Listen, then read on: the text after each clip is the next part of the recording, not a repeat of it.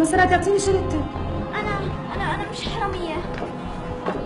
بقول لك اعطيني الشنطه. بس والله ما سرقت. اعطيني الشنطه. بس والله اني ما سرقت. اعطيني اياها. بس انا مش حراميه. اعطيني الشنطه.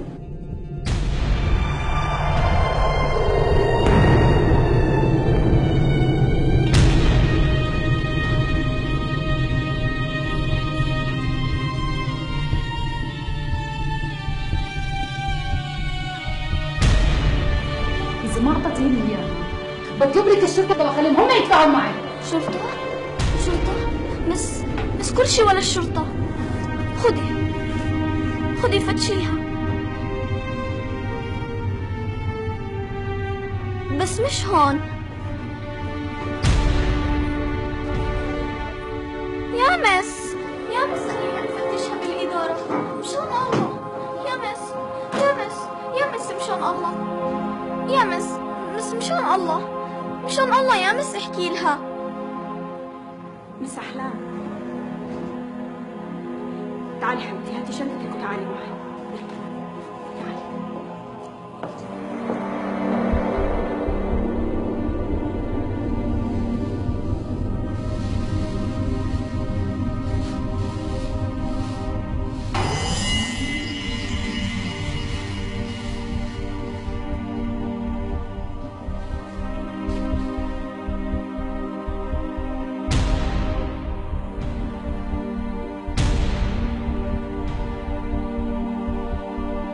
شو هاد؟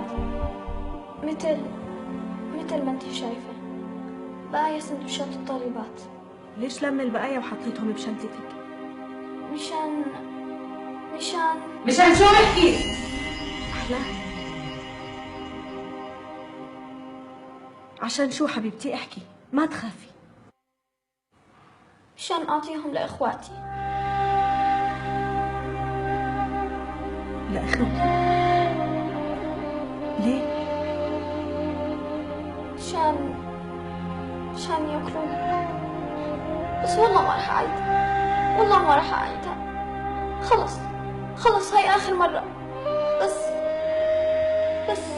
ما تحكوا لصاحباتي.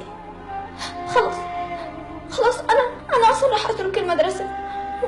ما راح اشوف وجهي مرة ثانية. خلص ما راح اعيدها.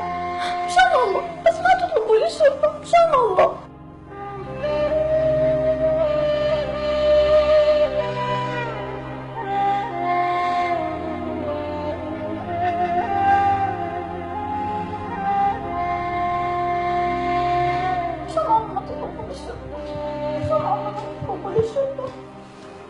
طيب حبيبتي اهدي، تعالي معي. تعالي حبيبتي اقعدي ارتاحي. احنا حبيبتي ما رح نعمل معاكي ولا اشي، بس انا حابة اعرف انتي ليه بتعملي هيك؟